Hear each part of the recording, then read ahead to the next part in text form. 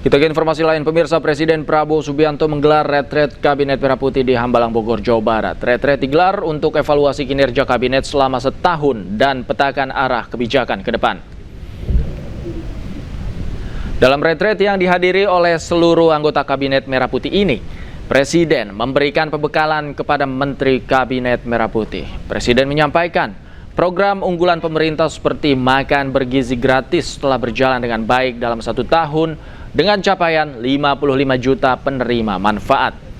Tak hanya itu, Presiden mengingatkan pentingnya swasembada pangan dan swasembada energi sebagai syarat agar Indonesia bisa mandiri di tengah situasi global yang sedang terjadi. Presiden meminta jajarannya tak ragu dalam menjalankan program pemerintah meski banyak kekurangan. Prabowo yakin apa yang dilakukan oleh pemerintahannya telah berada di jalan yang benar. Awalnya adalah swasembada beras, karena beras adalah makanan pokok kita. Tapi yang dikatakan swasembada pangan adalah tidak hanya beras, jagung, singkong, dan yang lain-lain.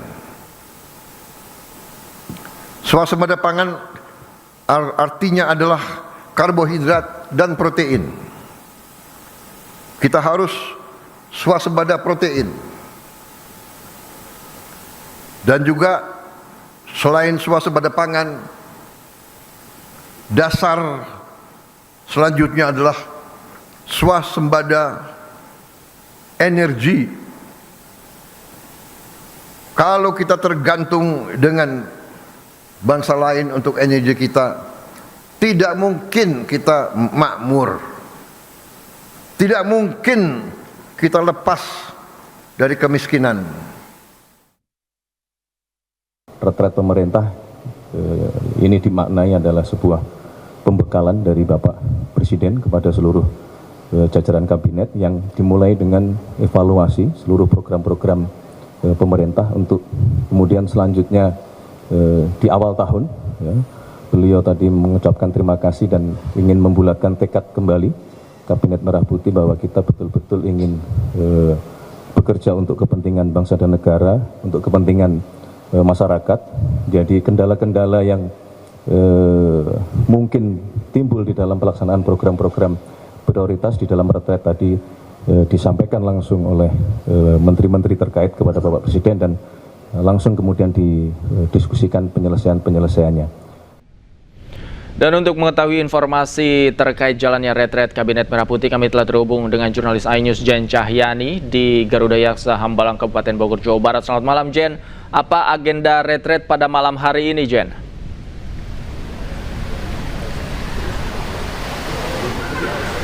Ya, Davi dan juga pemirsa, untuk agenda retret pada malam hari ini, di mana ini merupakan sesi kedua setelah sesi pertama tadi yang dimulai pukul 2 siang hingga pukul 6 sore.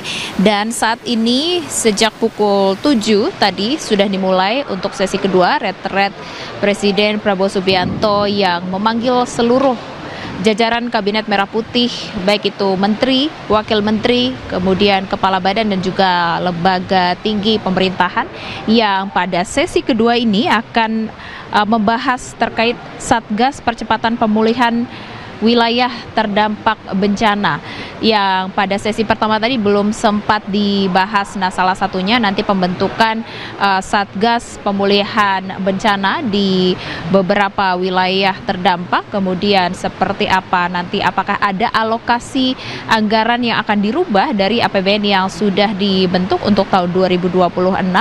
Dan sebelumnya untuk sesi pertama tadi sudah dibahas sejumlah paparan oleh 4 kementerian atau oleh 4 menteri yang dibahas tadi di dalam retret. Nah, ini salah satunya Davi dan juga pemirsa terkait dengan pembangunan jembatan gantung yang akan dikejar di 2026 sebanyak 6.900 jembatan gantung.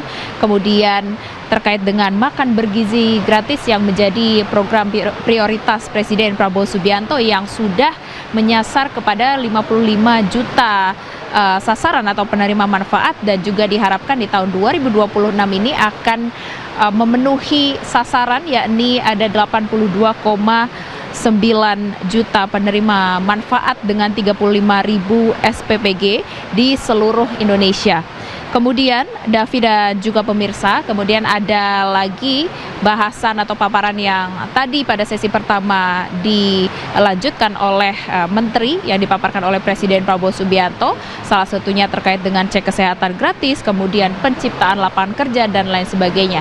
Dan kita tunggu pada sesi kedua kali ini, selain bahasan terkait dengan Satgas Percepatan Pemulihan Wilayah Terdampak Bencana, apakah ada paparan lainnya, karena di sesi kedua ini masih akan ada 5 kementerian atau 5 menteri yang akan paparan kepada Presiden Prabowo Subianto yang kemudian nantinya akan didiskusikan terkait dengan seperti apa program prioritas atau program unggulan di 2026 nanti. Davi.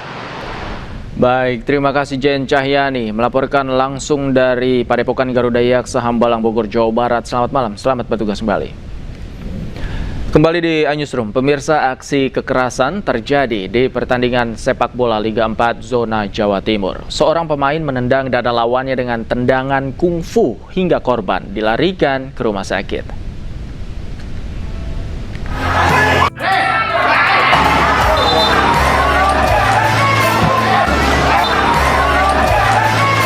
Inilah detik-detik saat salah satu pemain klub Putrajaya Pasuruan, Muhammad Hilmi Gimnastiar, menerjang pemain lawan Firman Nugraha dari Perseta Tulung Agung di Stadion Gelora Bangkalan, Jawa Timur dalam lanjutan babak 32 besar Liga 4 Zona Jawa Timur.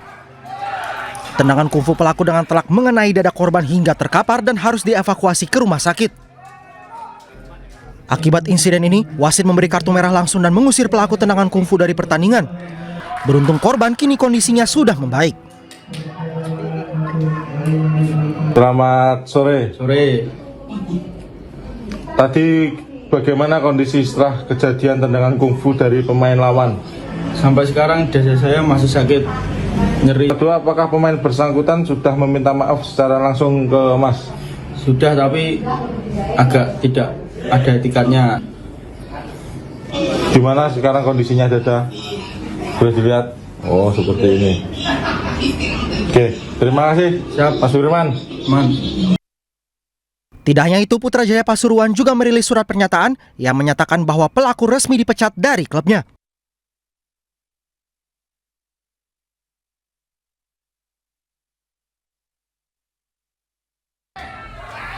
Pelaku pemain Putrajaya melakukan aksinya diduga karena emosi lantaran klubnya kalah dari Perseta Tulung Agung. Akibat perbuatannya, pelaku juga terancam sanksi pidana. Terkait aksi tendangan kungfu di Liga 4 Indonesia, PSSI melalui komisi disiplinnya mengimbau agar pelaku tindak kekerasan pindah cabang olahraga jika nalurinya mencederai lawan. Komdis PSSI juga mengimbau agar semua pihak untuk tidak ragu memberi sanksi berat kepada pelaku kekerasan. Kami menghimbau kepada semua atlet sepak bola khususnya agar mempertimbangkan keselamatan sesama atlet. Kalau memang naluri daripada rekan-rekan pemain sepak bola ingin mencederai lawan atau ingin bertanding dalam hal yang berbeda dalam bela diri, silahkan memilih jalur olahraga yang lain, yaitu jalur olahraga bela diri. Mungkin bakat Anda akan lebih tersalurkan. Tempat Anda bukan di sepak bola. Dan kami menghimbau kepada semua perangkat yang berkaitan dengan penegakan kode disiplin PSSI agar untuk tidak ragu-ragu untuk menjatuhkan hukuman yang seberat-beratnya dengan alasan untuk melindungi kehidupan sepak bola yang baik dan terhormat, melindungi pemain-pemain yang lain.